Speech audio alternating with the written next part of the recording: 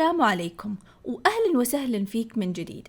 في هذا الدرس بنتعلم على برنامج الأدوبي بريميوم برو. لو كنت أول مرة تفتح البرنامج أو مستواك من مبتدئ إلى متوسط، بنتعلم خلال هذا الدرس كل الخطوات اللازمة لتحرير الفيديوهات أو الفيديو إديتينج إلى مرحلة الإخراج أو الإكسبورت. خلال هذا الدرس بنتعلم التالي: أولاً اليوزر انترفيس اللي هي واجهة البرنامج. بعدها بنتعلم كيف نختار السيكونس المناسب. لو ما تعرف إيش يعني سيكونس لا تقلق، بنعرف خلال الدرس.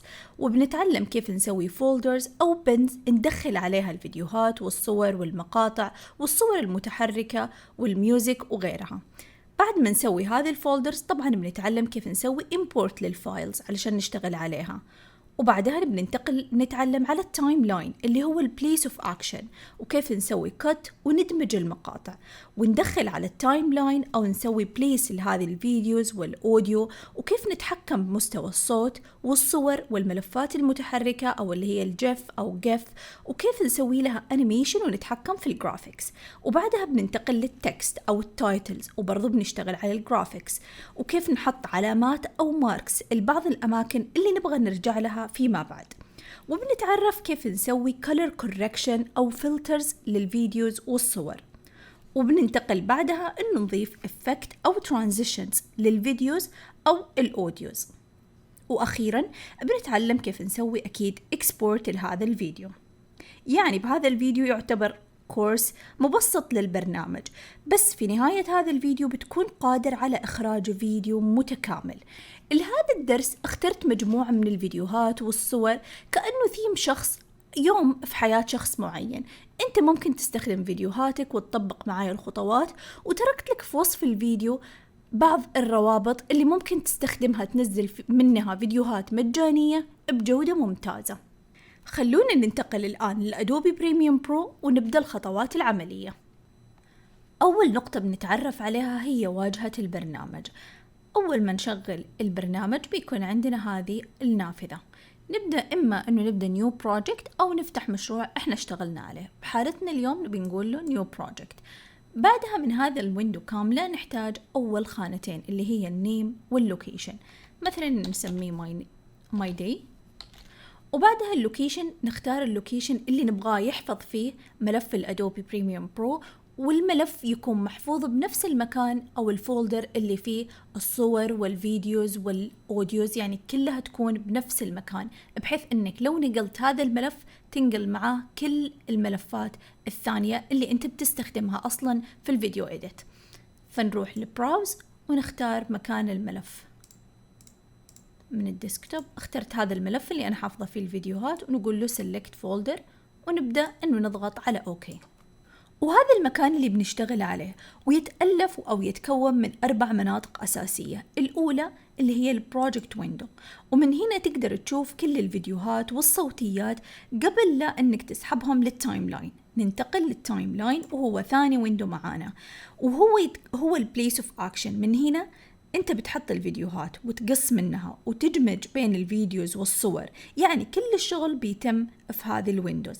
ثالث مكان معانا هو المونيتور أو شاشة العرض، وهو بيشغل لك كل الأكشنز اللي أنت اتخذتها أو القرارات اللي أنت اتخذتها في التايم لاين. وأخيرا رابع مكان هو البروجكت بن، وهو المكان اللي بنحط فيه كل الدوكيومنتس، سواء صور أو ملفات متحركة، فيديوهات، صوتيات، ميوزك، مؤثرات صوتية وغيرها. وبعدها عندنا من هنا التول بار.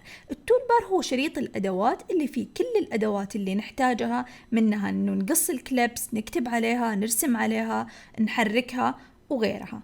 وأخيرا عندنا هنا في الأخير اللي هو الأوديو ميتر، وهو بيبين لك ارتفاع أو انخفاض مستوى الصوت.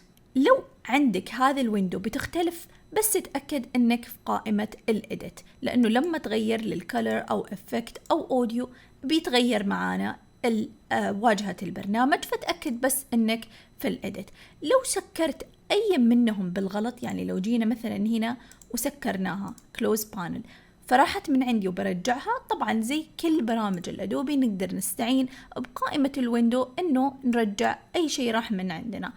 ولو حركنا يعني حركنا بينهم وغيرنا أماكنهم وحابين نرجعه للديفولت، نقدر نروح من ويندو وبعدها نروح الورك سبيس وبعدها نروح إنه نرجع للديفولت، فبيرجع لنا إياه زي ما كان بالضبط.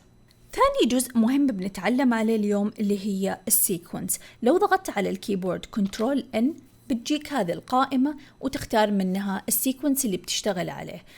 الشورت كت هذا الكنترول N جدا مهم، لأنك كل ما تبدأ نيو بروجكت بتشتغل على سيكونس فبتختار هذا السيكونس من هنا. لكن لو نسيت الشورت كت أو ما تبغى تشتغل في شورت كت، تقدر تروح من قائمة فايل نيو وتختار سيكونس، وهنا الشورت كت برضو لو حاب تتذكره. بعد كذا تختار من هنا السيكونس. المفروض انك تختار سيكونس يتوافق مع الشوتينج سيتنجز، يعني الفريم ريت how many frames per second والفريم سايز اللي هو الطول والعرض dimension الفيديو. يعني القاعدة الأساسية اللي بنعرفها ونشتغل على أساسها إنه المقاس اللي صورنا فيه الفيديو هو نفس المقاس اللي بنشتغل فيه في الإديتنج، ونفس المقاس بالضبط اللي نسوي فيه إكسبورت عشان نضمن إن الكواليتي حقة الفيديو تكون ممتازة. ومن مميزات الأدوبي بريميوم برو إنك لو سحبت هذا الفيديو مباشرة من البن للتايم لاين بيعطيك سيكونس تتوافق مع الكاميرا سيتنج. لكن احنا في هذا التوتوريال منزلين الملفات من الانترنت ونبغى نشتغل فيها بحيث انه نرفعها على اليوتيوب، نروح اختار الملف الاول اللي هو ال APRI، ومن اول فايل اختار الملف الاول واضغط على اوكي. لكن قبل لا نضغط على اوكي ابغاك بس تشوف التغييرات اللي بتصير اول ما اضغط على اوكي، او انت تشتغل شوف التغييرات اللي بتصير عندك في الشاشة اول ما تضغط على اوكي. بنلاحظ على طول الفرق، حط لي هنا بالبروجكت السيكونس، ومن هنا عطاني هذه التراك اللي هو الفيديو والأوديو تراك، ومن هنا تغيرت على أساس تكون هذا المونيتور أو السكرين اللي تكلمنا فيها إنه الأكشنز اللي بنسويها هنا بتطلع لي بهذه الشاشة. بعد ما انتهينا من الستيب المهم اللي هي اختيار السيكونس المناسب اللي بنشتغل عليه، صار الوقت اللي ندخل فيه الملفات داخل البرنامج. لكن قبل لا ندخلها احنا عندنا ملفات مختلفة، عندنا كليبس وعندنا اوديو وصور، ملفات متحركة، والاوديو ممكن يكون عندنا ساوند افكت وعندنا ميوزك، فنبغى نسوي فولدرز نرتب فيها الملفات. فكيف نسوي كذا؟ بنستخدم ما يسمى بالبن داخل البرنامج. كيف نسوي نيو بن؟ نجي نضغط على هذه الايكون اللي هو نيو بن، وممكن نضغط على الرايت كليك ونضغط ونختار نيو بن، فصار عندنا ملفين. ممكن نختار ملفات أكثر، وممكن نسوي ملف داخل ملف بحيث إنه نضغط أو نختار على الملف اللي نبغى الملف الثاني يكون داخله ونضغط عليه. يعني لو مثلا قلنا إنه هذا الأوديو وعندنا مثلا هذه الملف ميوزك ونبغى ملف ثاني للساوند افكت، فصار كذا عندي ملفين داخل ملف. فبكذا يكون نقدر نسوي ملفات مختلفة نرتب فيها الفولدرز، وممكن طبعا نسميها بحيث انه نضغط عليها ونسميها، او انه نضغط رايت كليك ونقول له رينيم ونسمي هذه الفولدرز. وممكن نميزها فيجوالي بحيث انه هذه الالوان تكون مختلفة، نضغط عليها من هنا رايت كليك وليبل ونغير الالوان بحيث بس يكون عندنا سهولة في العمل انه نوصل للملفات. بعد ما نخلص الحين السؤال المهم انه كيف ندخل هذه الفايلز. يعني انا الحين خلاص سويت البنز وسميتها واخترت كل شيء، فصار عندي الوقت اللي ابغى ادخل هذه الملفات للبرنامج. اما اني اضغط هنا دبل كليك ونروح ونختار الملف ونختار مثلا الاوديو ميوزك ونسحب المقطع نضغط عليه اوبن، فبكذا بيسوي له لود. وممكن بعدها اسحبه داخل البن، ولو نبغى نسحبه مثلا هنا فنسحب داخل هنا، او لو ابغى اطلعه يعني بكل سهولة بس اسحب واختار المكان المناسب له. وفي طريقة ثانية انه ندخل ملف، ممكن انه نروح نضغط واحنا هنا بهذه القائمة نضغط كنترول اي فبيوديني بنفس المكان، نختار مثلا هذا الكليب ونضغط على اوبن فبيسوي له لود للبرنامج. وطبعا في طريقة ثالثة انه نروح من فايل نضغط على كلمة import وهذا الشورت كت لها ونختار الملف اللي نبغاه. وأحلى طريقة إنه نحن نقدر نسوي دراج أكيد، وتكون كل الفايلز عندنا مرتبة بنفس الأسماء. يعني لو جيت وسويت هذه حددتها كلها وسويت لها ديليت، وقبل لا أسوي لها ديليت بس حابة أوريكم إنه نقدر نسوي لها طرق عرض بكذا طريقة. ممكن نخليها كليست أو كفايلز كذا، وممكن نحذفها.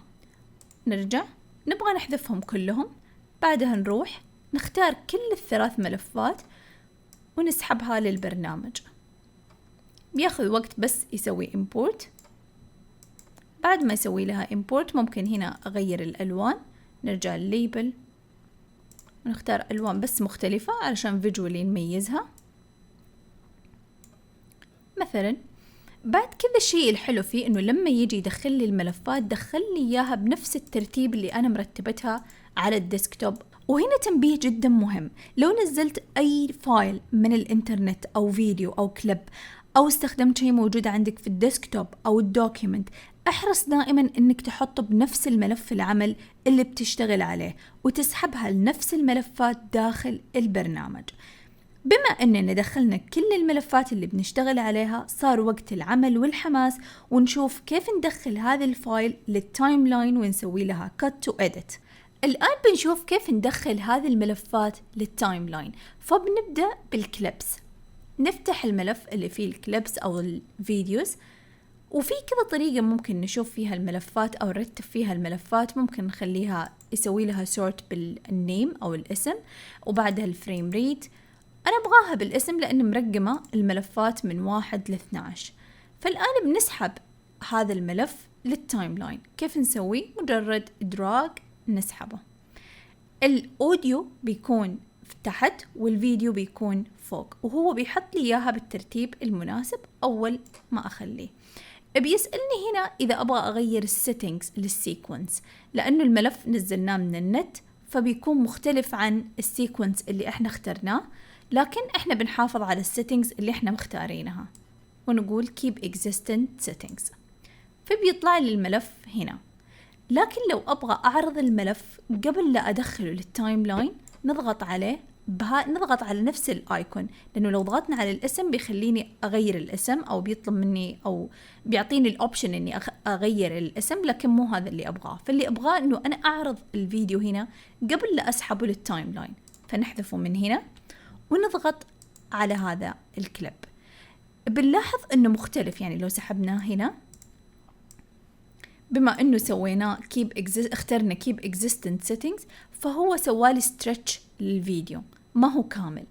فالحل اللي نسويه إنه نضغط عليه ونضغط على رايت كليك ونختار هذا الأوبشن اللي هو scale to frame size، فبيكون عندي الملف كامل هنا. فبنبدأ نسحب الملفات كلها هنا. بس في عندي كذا اختيار لازم نعرف. والشيء الأول إنه أنا أقدر أسحب الفيديو بدون الصوت والصوت بدون الفيديو. يعني لو جيت هنا واخترت على هذا الاختيار زي ما انتم شايفين مكتوب دراج فيديو اونلي، فلو سحبته بيسحب لي بس الفيديو بدون الصوت. يعني لو جيت شغلت هنا بنسمع الصوت، لكن لو هنا جينا الصوت ما هو موجود لأنه بس سحبنا الفيديو. ونقدر نسحب بس الملف الصوتي. يعني لو جيت هنا وسحبت بس هذه الآيكون اللي هنا، فبيكون عندي صوت بدون صورة. ونقدر نحدد جزء من الفيديو نسحبه للتايم لاين. يعني لو جينا حذفنا هذا ونبغى نسحب جزء من الفيديو مو كامل، يعني أبغى من هنا نعرض الفيديو. فلو أبغى أسحب من هنا مثلا حددت نقطة البداية وبعدها بسحب لين هذا المكان فقط وبسحبه كامل. فمن هنا نسحبه زي كذا، فسحبت بس جزء من الفيديو. طيب خلونا نسحب كل الملفات ونكمل العمل. نجي للملف الثاني ونسحبه جنبه. نحرص على انه هذه الايكون تكون مفعلة اللي هي زي الماغنت، بحيث انه يكون ما عندي فراغ بين التو فيديوز. لكن لو سحبت وكانت بعيدة عنها بيكون عندي أسود بعدين يطلع لي. وكثير هذه المشكلة بتصير مع المستخدمين البرنامج لأنه بيكون مسوي زوم أوت فما بيشوف هذا، يكون في فرق بسيط جدا. بكمل وأسحب باقي الفيديوهات وأرجع أكمل معاكم. بعد ما رتبنا كل الكليبس أو الفيديوز في التايم لاين، الآن لو نبغى نسوي لها كت، كيف نسوي كذا؟ نقطة مهمة بس حاب أقول لك عليها، إنه أنت بعد ما حددت نقطة البداية والنهاية لأي كليبس وسحبته، لو تبغى تشيل هذه النقطتين اللي حددتها من هنا، تقدر تضغط على الرايت كليك وتقول له clear in and out. طيب الآن كيف نبغى نقص من الفيديو؟ يعني احنا عندنا هذا الفيديو ورتبنا الكليبس وكلها بالترتيب الصحيح، بس نبغى نبدأ نقص. بتستخدم أداتين اللي هي أداة السلكشن تول الفي، وأداة الريزر اللي هي اختصارها على الكيبورد حرف السي. لو جينا مثلا وحبينا نقص هذا المقطع انه طويل بس نبغى نحط جزء منه فقط، فجيت أبى أقص من هنا إلى هنا، وباقي المقطع حابة أحتفظ فيه، فنروح على الفي ونختار إنه نسوي ديليت. بعدها إنه ممكن نسحب الكليبس، إما نسحب كليب واحد واحد، طبعا ما هي في طريقة فعالة، أو إنه نحددها كلها ونسحبها كذا. بس ممكن نستخدم طريقة ثانية، إنه نجي هنا نحدد على الفراغ ونسوي ديليت، فبكذا سوينا ديليت. وطبعا انت وانت بتسوي إيديت تحتاج كثير انك تسوي زوم ان وزوم اوت علشان تقص في المكان المناسب، فاما انك تستخدم هذا السلايدر عشان تتحرك وتشوف بالضبط انت فين تبغى تقص، او انك تستخدم البلس والماينس على الكيبورد اللي هي علامة الزائد والناقص. وعلامة الزائد والناقص بتشتغل في هذه الويندو برضو، يعني لو جيت هنا وحبيت تكبر هذه الفايلز تقدر تضغط بلس وماينس بحيث انك تكبر او تصغر هذه الملفات. في اختصارات جدا مهمة للكت. لو جينا هنا واحنا بنحرك وانت شايف الفيديو وتبغى تقص بهذا المكان بالضبط، فكل اللي عليك تسويه انك تضغط كنترول وكي، فقص لك بهذا المكان بالضبط. بعدها حركت وشفت انه هذا المكان الثاني اللي تبغى تقص فيه، فنفس الشيء اضغط على كنترول مع حرف الكي على الكيبورد فقص لك المكان. حدد على الفيديو اللي تبغى تحذفه واضغط شيفت وديليت، بيحذف لك الكليب والمكان مع بعض، فبيكون عندك هذا الشورت كات تسرع عليك العمل.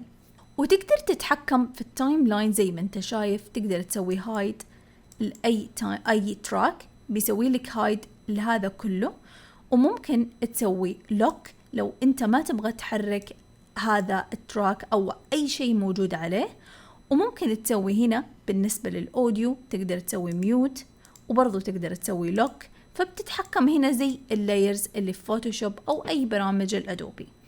وفي معلومة جدا مهمة، إنك لو أنت عندك مقطع فيديو يعني زي هذا الكليب وهو زي ما أنت شايف من هذه الآيكون ما في صوت، لو ضغطنا دبل كليك هنا بيكون هذه ما هي اكتف اللي هي دراج اوديو، لانه الكليب نفسه ما في اوديو ما في صوت مجرد فيديو. وانت جيت سحبته وحاولت تسحبه على مكان الاوديو ما راح يروح لك للتراكس حقت الاوديو، يعني بتحطه هنا. ولو تبغى تحط تراكس جديدة بس مجرد انك تضغط على الكليب فسوالك تراك جديد. ولو تبغى تسويها بطريقة ثانية ممكن تجي هنا وتضغط على الرايت كليك وتقول add tracks، وبيقول لك انت كم تراك تبغى وفين مكانه، يعني after 1 او 2 او 3. وللأوديو نفس الشيء تقدر تضيف تراكس لو احتجت أكثر من كذا. ولو حبيت تفصل ملف متكون من صوت وصورة، يعني في كليب مثلا نفس هذا، لو جينا شغلناه في الكليب للسيارة وهي بتتحرك وفي لها صوت. لو حبيت أحتفظ بالفيديو وأحذف الصوت أو العكس ممكن تجي وتضغط على نفس الكليب، يعني أنت ما سحبت ما اخترت الكليب بس أو الأوديو بس، لكن حبيت هنا بعد ما حطيته أنك تفصلهم، تقدر تفصلهم أنك تضغط على الرايت كليك وتختار Unlink، فبيفصل لك الفيديو عن الأوديو. بعد كذا لو حبينا نحذف مثلا هذا الفيديو تقدر تسوي له ديليت، وبعدها تجي على هذا الرود وتسحب الصوت هذا لهذا الكليب. فلو جينا شغلنا بتسمع صوت السيارة لهذاك الكليب على الكليب اللي انت اخترته. ولو عندك فيديو تحب تسرع تغير السرعة أو السبيد، تقدر بكل سهولة انك تختار عليه.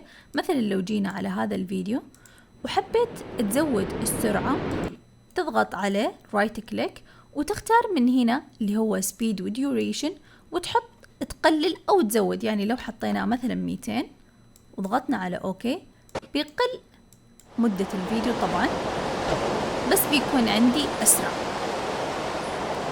نسوي كنترول زد نرجعه زي ما كان، ونسوي سيف للفايل كنترول اس. اما بالنسبة للملفات الصوتية الاوديو سواء كانت ميوزك او ساوند افكت، بنضيفها ونتعامل معاها في التايم لاين بالضبط زي ما تعاملنا مع الكليبس او الفيديوهات. لو جينا لهذا الملف في الاوديو مقسمتها على قسمين اللي هي ميوزك والساوند افكتس. مثلا جينا فتحنا وحبينا نسحب هذا المقطع للتايم لاين، نسحبه بنفس الطريقة اللي سحبنا فيها الكليبس. نقدر نوسع المكان بحيث اننا نشوف بسهولة ذبذبات الصوت هنا او هنا على اي مكان، بس تضغط وتسحب. زي ما احنا شايفين هذول الفور كليبس في مقطع فيديو لكن مكان الصوت ما في شيء، فلو حبينا نحذفهم نحدد على الاربع كليبس، بعدها نضغط على الرايت كليك ونسوي unlink فبيفصل الفيديو عن الصوت، ونقدر نروح ونحذفها لأنه ما نحتاج هذه المقاطع. لو حبينا نقص من هذا الصوت أو الميوزك، نقدر نروح ونستخدم نفس الشيء اللي هي الريزر تول، نضغط حرف السي على الكيبورد ونروح للمكان اللي نبغى نقص منه. دائما بالذات لما يكون المقطع فيه ميوزك أو كلام لازم تسوي زوم ان، فاستخدم هذا سلايدر او انه تضغط على البلس ايكون. بعدها قص من المكان اللي ما تبغاه. يعني لو جينا هنا وحبينا نقص بالضبط عند هذا المكان نسوي زوم، وبعدها نبغى نقص من هنا فتقص من هنا وتضغط على حرف الفي، وبعدها او تختار من هنا السلكشن تول تحدد عليه وتحذفه. وبعدها او لو نبغى مثلا من هنا بحيث انه من مقطع بداية مقطع ثاني نضغط عليه ونحذفه، نضغط على حرف الفي نحدد ونحذف هذا المقطع. بعدها نبغى نضيف المقطع الثاني نسحبه وبنفس المكان نضيفه. بعد كذا لو حبينا نقصر الصوت أي مقطع من هنا نقدر نسحب. يعني لو جينا وسعنا هذا المكان بنشوف انه في زي سلايدر من هنا نقدر نسحبه على تحت بحيث انه نشوف مستوى الصوت. يعني لو سوينا زوم لو رجعنا كنترول زد انتبه هنا كيف بيكون مستوى الصوت، بيكون الصوت عالي، لكن لو جينا وسحبناه على تحت بيكون وطينا مستوى الصوت. طيب لو ما أبغى أقص من الكليب وأوطي الصوت بس حابة نكسر الصوت بأماكن معينة في الكليبس، كيف نقدر نسوي كذا؟ نستخدم أداة اسمها البن. تضغط حرف البي على الكيبورد أو تجي تاخذها من التولز وتحط النقطة الأولى وبعدها تحط النقطة الثانية. ممكن تستخدم هذا السلايدر علشان تعرف بالضبط أو تحدد المكان اللي تبغاه. بعدها تروح الأداة السلكشن أو تضغط على حرف الفي وتسحب هذا السلايدر على تحت وتسحب هذه البوينتس على فوق لو تحب تنزل بشكل تدريجي لأي مقطع صوتي. ولو نبغى نضيف ساوند افكت بنضيفها بنفس الطريقة. مثلا نجي نفتح الملف اللي فيه ساوند افكت وهنا فيه الايس والووتر نبغى نضيفها على هذا المقطع. فالمقطع يبدأ من هنا، نسحب هذا ساوند افكت بهذا المكان. فلو نجي نحط ميوت على هذا المقطع بحيث انه نسمع بس هذا. لو جينا شغلنا الصوت فبنسمع صوته متكرر. لو كان تبغى تكرر هذا المقطع مرة ثانية مجرد انك تختار المقطع وتضغط على Alt وتسحب فبيكرر لك اياه وحطه بالمكان المناسب. بعدها تقدر تسوي له كروب بحيث انه يكون بالضبط نفس طول المقطع. لو شغلناه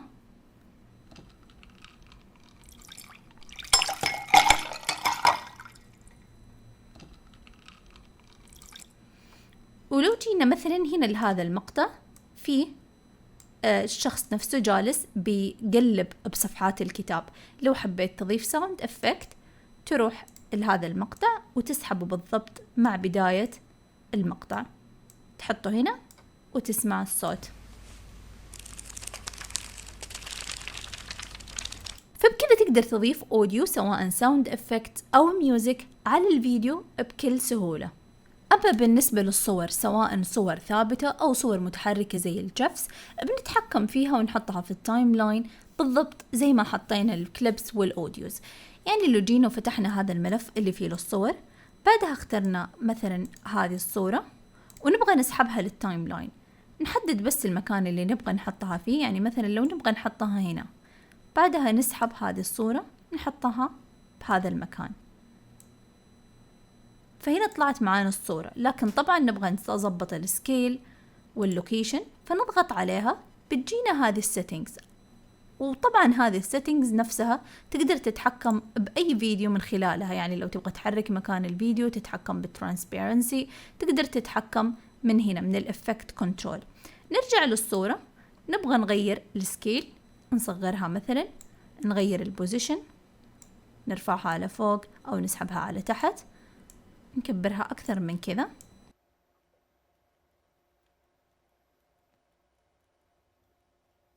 وبكذا تكون أضفت الصورة على هذا الفيديو. طبعا مدة ظهور الصورة في الفيديو تقدر تتحكم فيه بأنك تسحبها زي كذا، فصارت بالضبط الآن بطول الفيديو. لكن لو ما تبغاها تقدر تتحكم فيها نص الفيديو، بداية الفيديو، تتحكم بمدة عرض الصورة مجرد بأنك تتحكم. وممكن ترى نضغط عليها دبل كليك ونسحبها ونتحكم في السكيل. لو تحكمنا فيها بهذه الطريقة، بعدها نبغى نغير مثلا الأوباسيتي، لو نبغى نخفف اللون، أو لو نبغى نغير البلندنج مود نتحكم فيها من هنا. ممكن لو تبغى تسوي لها روتيت، تتحكم في كل السيتنجز من هنا. وبعدها لو تبغى تضيف ملفات متحركة، يعني لو مثلا جينا على هذا المقطع ونبغى نضيف ملفات متحركة له، لو رحنا هنا للجفس أو القفس ونسحب مثلا هذه الصورة، لو جينا هنا أول شيء لازم نغير البلندنج مود لها، بس نتأكد لما تيجي تغير السيتنجز إنك محدد الصورة الصحيحة اللي بتشتغل عليها اللي هي هذه. بعدها نخليها ملتبلاي بحيث إنه الخلفية تروح وتكون بلند أكثر مع الفيديو. بعدها لو تبغى تتحكم في السكيل زي ما قلنا نضغط دبل كليك أو نتحكم بالسكيل من هنا، تغير مكانه. وممكن تضيف كذا صورة متحركة بنفس الكليب. مثلا لو تبغى تضيف صورة ثانية، اسحب الثانية فوقها وبعدها نختارها، نغير البلندنج مود والسكيل والبوزيشن.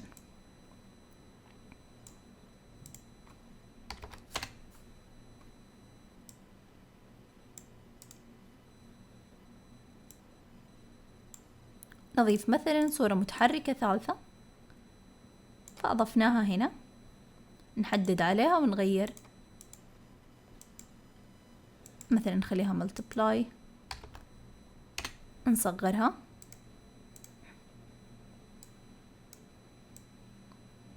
ونحدد مكانها.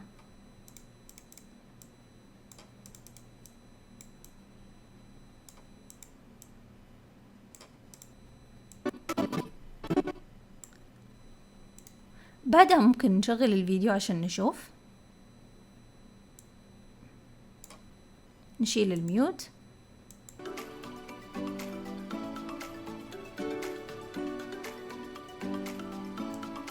وبكذا نكون عرفنا كيف ندخل صور، سواء صور متحركة أو صور عادية للفيديو.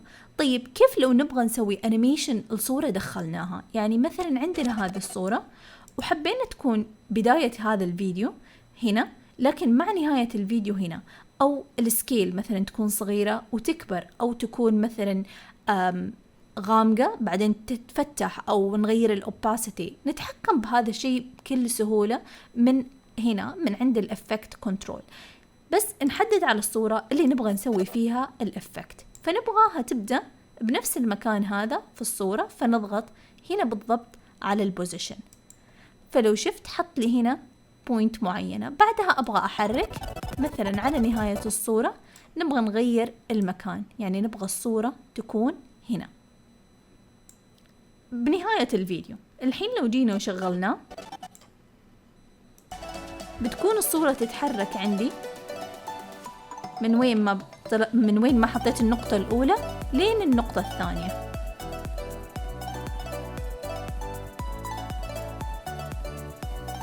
فبكذا نكون عرفنا كيف ندخل الصور وكيف نسوي لها أنيميشن. التكست والتايتلز تقدر تضيفها بكل سهولة على الفيديو، إما إنك تروح للتول بار وتختار هذه الآيكون اللي هي التكست، وتختار المكان والفيديو اللي تبغى تكتب فيه. يعني مثلا لو تبغى تكتب على هذا الفيديو تجي هنا تحدد المكان وتبدأ بالكتابة. مجرد إنك تكتب التكست، ممكن يكون transparent. نجي هنا من هذا التكست ونغير الألوان، مثلا نحط التكست له لون، لو تبغى أبيض أو أسود، وتضغط على أوكي. بس نحدد عليه، تختار لون التكست. لو تبغى ستروك، لو تبغى تحط له باك جراوند أو شيد، لو تبغى تحط باك جراوند تضغط عليه، تختار اللون للباك جراوند. ممكن تختار لون من نفس الصورة أو نفس الفيديو، تضغط على أوكي، تضيف له باك جراوند. بعدها تغير الترانسبيرنسي إنه يكون غامق أو فاتح، حجمه حوالين الكلام. وعندك كل هذه الأوبشن. لو تبغى إيتاليك، لو تبغى تغير نوع الفونت من هنا، حجمه من هنا، المكان، يعني عندك كل هذه الاختيارات. وبرضو تقدر هنا تجي وتغير مكانه وتغير السكيل، لو تحب تصغر أو تكبر.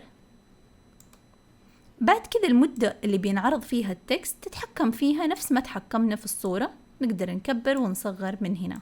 وفي مكان ثاني نقدر نتحكم فيه في التكست، إننا نروح لقائمة ويندوز ونختار Essential Graphics، فبتطلع لنا هذه القائمة. لو رحنا لقائمة Edit نقدر نضيف ونتحكم بالتكست من هنا. عندنا تقريبا نفس الاختيارات اللي كانت موجودة هنا، فتقدر تتحكم منها بمكانين. أما لو تبغى تضيف تايتلز وأنيميشن أصلا جاهزة، ممكن تروح هنا براوز وممكن تنزل في كثير بالأونلاين، تقدر تنزل وتستخدمها. يعني لو حبيت مثلا هذا التايتل وتبغى تضيفه، أول شيء تروح للفيديو اللي تبغى تضيفه عليه، مثلا هنا، وتسحب هذا التايتل هنا. وبعدها طبعا زي ما قلنا نتحكم فيه من هنا. كيف تضيف على التكست؟ تضغط عليه وبعدها تروح من هنا في عندك البراوز والإدت. تكون في الإدت بالبداية عندك هنا الشيب والتكست، هنا 2 لاينز اللي هي اللي فوق واللي تحت، وبينها التكست. فأنت لو تبغى تعدل على التكست تكون أكيد ضاغط على هذه التكست. بعدها تضغط عليه وتكتب الكلام اللي أنت تبغاه، مثلا workout، وممكن تحط الوقت لو تبغى مثلا إنه الساعة 8 الصباح.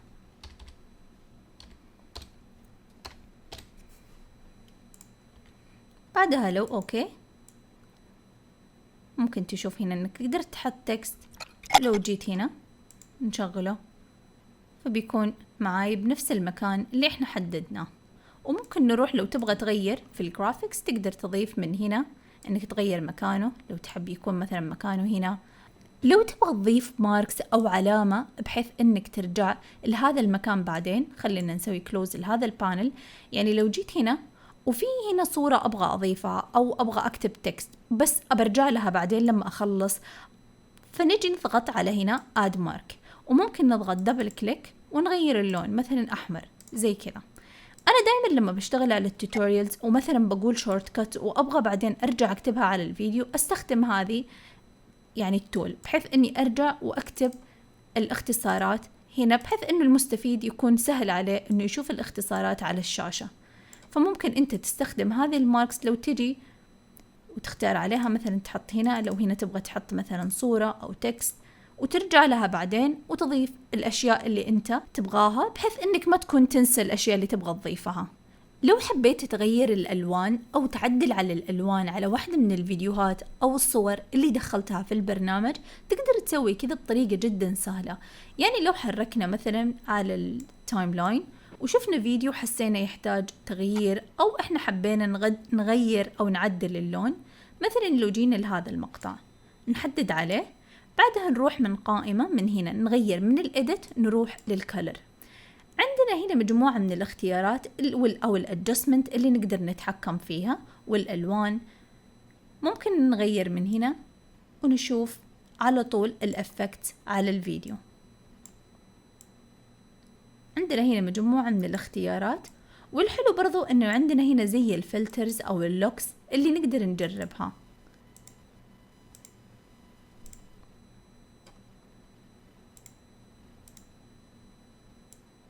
لو تبغى تشوف before and after تقدر تضغط على هذا الصح. طبعا هذا البارت لوحده ينعطى بكورس لوحده، لكن حبيت اوريكم انه بامكانك انك تقدر تغير الالوان وتغير اللوكس لأي فيديو عندك أو صورة. في افكت وترانزيشن خاصة بالفيديوز، وفي افكت وترانزيشن خاصة بالاوديو، تقدر تضيفها بكل سهولة بين المقاطع او على المقطع الواحد. تقدر تسوي كذا بكل سهولة. خليني اوريك الطريقة. يعني لو جينا مثلا بين هذول المقطعين وحبينا نضيف ترانزيشن، كيف نسوي كذا؟ نروح هنا للقائمة، لو ما كانت باينة عندك اضغط من هنا وروح للترانزيشن. يعني لو كانت أصغر، يعني المكان عندك صغير مثلا بهذه الطريقة، اضغط على هذا السهم ورح من هنا للأفكت. أحيانا يكون المكان كذا ضيق، فأنت روح كذا واضغط على أفكت. بعدها هنا بتشوف إنه في فيديو وفي أوديو.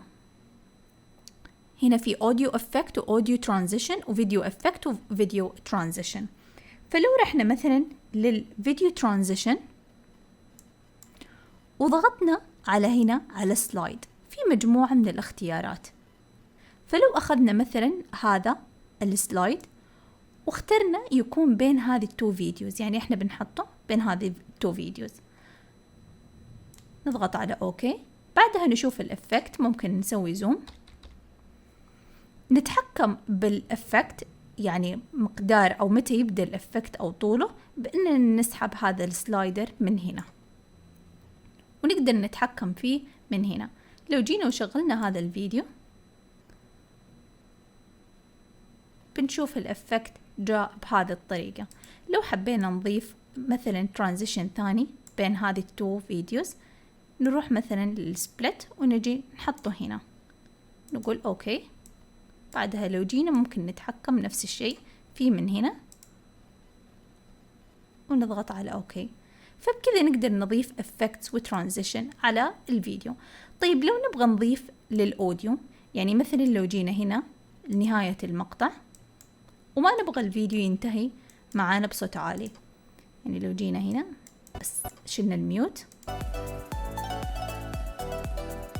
يعني ما نبغى ينتهي كذا فجأة، فنقدر نضيف effect. يعني لو جينا مثلا هنا نروح للأوديو ترانزيشن، بعدها نختار من هنا هذا الاختيار اللي هو الفيد ونحطه هنا. بعدها نتحكم من متى يكون يبدأ، يعني من هنا نسحبه بهذه الطريقة. فلو جينا وشغلنا الفيديو مرة ثانية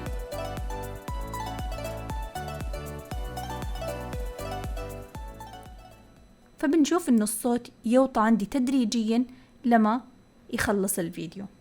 وبهذه الطريقة تقدر تضيف ترانزيشن أو effects بين الفيديوز أو الأوديوز اللي موجودة عندك في الفايل. أما الآن بعد ما خلصنا كل الأديت وعرفنا كيف نضيف تكست وصور ونتحكم في الأوديوز ونسوي كت للفيديوز ونضيف الأفكتس والتكست، صار الوقت اللي نسوي فيه إكسبورت لهذا الملف. بعد ما خلصنا بكل سهولة وإحنا على التايم لاين نضغط على الكنترول M، بيجيب لي قائمة الإكسبورت سيتنجز، أو نروح من الفايل وبعدها نختار إكسبورت ونضغط على ميديا. بعد كذا أنت لو تبغى تنزل هذا الملف أونلاين، الفورمات خلها نفس ما هي. من البريسيت راح أختار اليوتيوب الفول HD، بعدها خلي على الإكسبورت فيديو والإكسبورت أوديو، ومن هنا الأوتبوت نيم تضغط عليه لأنه هذا المكان اللي بيسيب لك الملف فيه، فتضغط عليه وتختار اسم الملف وتختار المكان. لو كان اوكي بعدها اضغط على سيف، بعدها تنزل على تحت بتشوف هنا مقاسات الملف اللي احنا اصلا اخترناه في السيكونس في البداية. اختار Use Maximum Render Quality. من هنا تقدر تتحكم لو انت ما تبغى تسوي export للفايل كامل، يعني لو تبغى تسوي export مثلا من هنا فتضغط على هذا السلايدر اللي هنا فتاخذ جزء من الفيديو لو تحب، ما تاخذه كامل. فعندك الملف كامل، لو تبغاه خلاص خلوا نفس ما هو، وبعدها اضغط على export. أول ما تضغط على الإكسبورت بيبدأ يسوي لك إكسبورت لهذا الملف. وطبعا سرعة الإكسبورت بتعتمد اعتماد كلي على الكمبيوتر اللي أنت بتشتغل عليه. وكذا خلاص نكون سوينا إكسبورت للفيديو. لو وصلت لهذه النقطة أحب أهنيك وحقيقي برافو عليك، والمفروض تكون جدا فخورة بنفسك، لأن مو كل الناس عندها الصبر والجلد على أنها تتعلم شيء جديد، خاصة ومقدرة أن الوقت طويل، لكن أنت قطعت هذا المشوار. لو سويت بعد هذا التوتوريال أي فيديو يسعدني لو شاركته معاي أو سويت لي تاج على واحدة من مواقع التواصل، وأكيد يسعدني دائما أني أتواصل معاكم. لو عندك أي سؤال أو اقتراح لا تتردد إنك تكتب لي إياه في الكومنت سيكشن تحت الفيديو. حطيت لكم بعض المصادر المجانية لصور وفيديوهات تقدر تستخدمها في إخراج فيديوهاتك. كل اللينكس موجودة بوصف الفيديو، لا تنسى تلقي نظرة عليها. وأخيرا لو عجبك الفيديو لا تنسى اللايك والاشتراك. نتقابل في الفيديو القادم، في أمان الله.